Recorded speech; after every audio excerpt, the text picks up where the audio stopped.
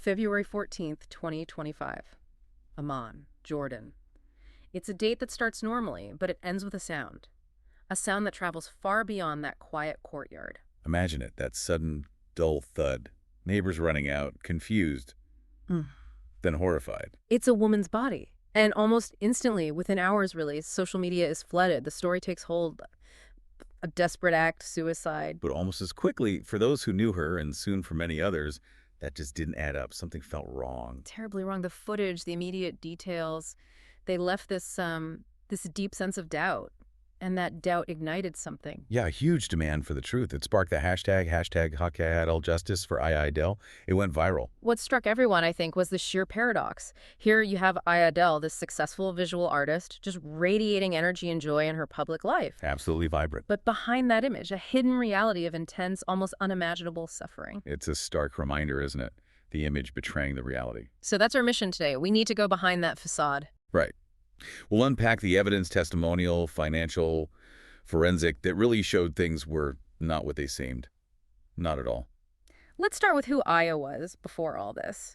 Born in Zagazig, Egypt, a stable family, though her father died when she was young. Raised by her mother with her younger sister, Asma.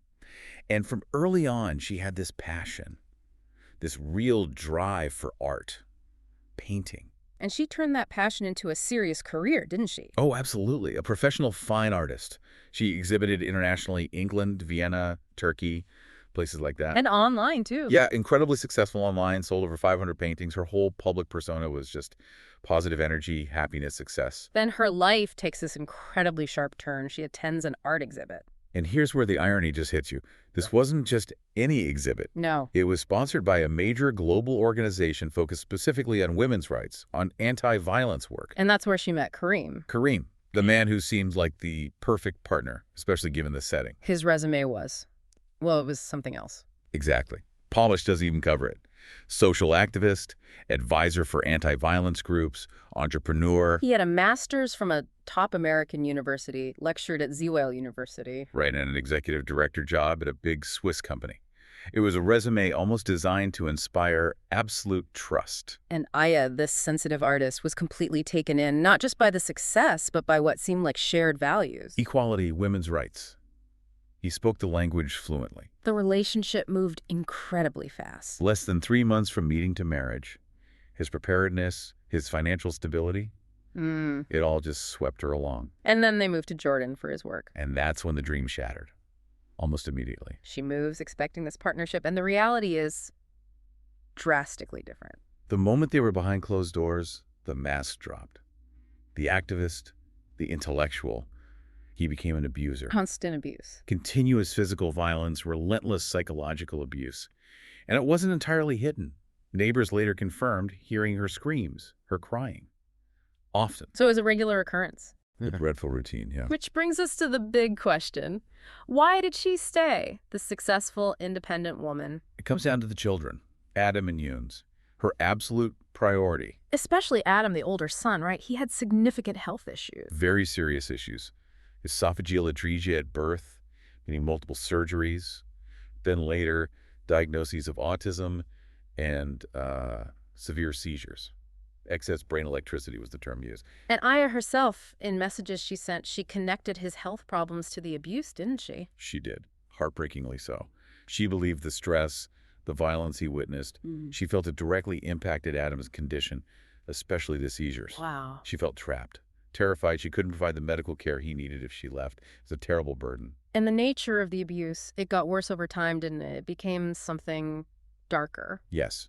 According to messages Aya sent to a friend, it escalated into sadism. Sadism. She wrote that Karim seemed to derive actual pleasure. She used words like desire and euphoria from seeing her scream, from seeing her bleed. That's horrifying. And she documented this. Crucially, yes. She saved these messages, these threats, descriptions of the violence, sent them to close friends, family. That took immense courage, even if done quietly. Absolutely. She was creating a record, maybe unknowingly providing the very evidence that would later speak for her. So by early 2025, something shifted. She decided she couldn't take it anymore. Hope was gone. She made a clear plan. Divorce and take the children back to Egypt. And she took concrete steps, right? This wasn't just a vague idea. No, absolutely concrete. Early February 2025, she flew to Egypt, hired a lawyer, and most importantly, she bought an apartment in Alexandria. Bought an apartment. Yes, and told her mother to start furnishing it, get it ready immediately. She was building their escape route, their future. So her return to Jordan on February 7th wasn't a reconciliation, it was practical. Purely practical. Get the kids, finalize things. But for Karim, this move, the divorce filing, it wasn't an ending. It was an insult, an attack on his control. And his reaction? Immediate, dangerous escalation. The violence ramped up, the psychological pressure became unbearable, and then came the direct threats. Murder threats. Explicit threats of murder, yes, which Aya also documented and shared. She told her family she felt like staying any longer was signing her own death sentence. Chilling. Which leads us to February 14th, the fall.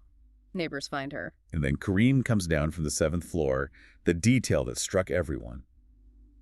He was calm, carrying a sheet. Calmly, after his wife just fell 7 floors. That's what witnesses reported, calm. And he immediately says she jumped, claimed she'd tried suicide before. But the scene inside the apartment told a different story. Completely different. Neighbors who went in found, well, normal life interrupted. Lunch was being prepared, food out on the counter. She was wearing her prayer clothes. None of that fits with premeditated suicide, especially not when she had an apartment waiting in Egypt. Exactly. The situational evidence immediately screamed contradiction. But the real proof, the undeniable proof, was biological. The medical examiner's report? The smoking gun, it just obliterated his story. Yeah. It showed Aya had been severely beaten 2 days before the incident. 2 days before. So sustained abuse leading up to it. Yes. And critically, just before the fall itself, she was struck with a sharp object. Wait, struck with a sharp object before falling? That's what the forensics indicated. Mm-hmm. Which fundamentally changes everything. The fall wasn't the only event. So not just injuries from the impact. No. The report detailed a fractured skull, a forehead laceration, severe internal bleeding, a fractured leg, but also deep cuts, lacerations on her right thigh, made with a sharp tool. Defensive wounds, evidence of a struggle, torture. Signs inconsistent with just a fall. Signs of a violent assault happening right before she went out that window. Okay, so you have the forensics proving assault right up to the moment of death. You layer that onto the messages, the threats he later tried to delete. And the neighbor testimony about constant screaming and abuse. And her concrete plans for a new life in Egypt. The apartment, the lawyer. The picture becomes devastatingly clear. And then you add the final layer, his history. Right, the previous marriages. Testimony eventually came out through an anti-violence organization, ironically, about his Russian and Bosnian ex-wives. And what did they say? Both fled him. Both described similar violence, manipulation, and they expressed fear, saying they were afraid of ending up like Aya. They saw where it was heading. So the pattern was there, Yeah. documented, the control, the escalation when challenged. It was all there. The man presenting himself as a champion against violence was, according to this evidence, a serial abuser. The hypocrisy is just staggering, using the very platforms of social justice as a shield. It really forces us to think about violence differently, doesn't it? It wasn't just physical blows. It was this constant, calculated psychological pressure, this sadistic control, wielded by someone whose credentials screamed trustworthiness. So when you put it all together, Right. forensics, messages, testimony, future plans, the suicide claim just doesn't hold up. Not against the weight of evidence pointing towards premeditated control culminating in violence. So thinking about this, what does it mean for you listening? Karim maintained this perfect facade, this image of social good, while allegedly committing such extreme private violence. What does that tell us? It really highlights how easily abusers, especially intelligent, influential ones, can hide, right in plain sight. Using education, status, the right language as camouflage. It shows a huge vulnerability, doesn't it? Yeah. How much trust we place in credentials, in public statements of virtue.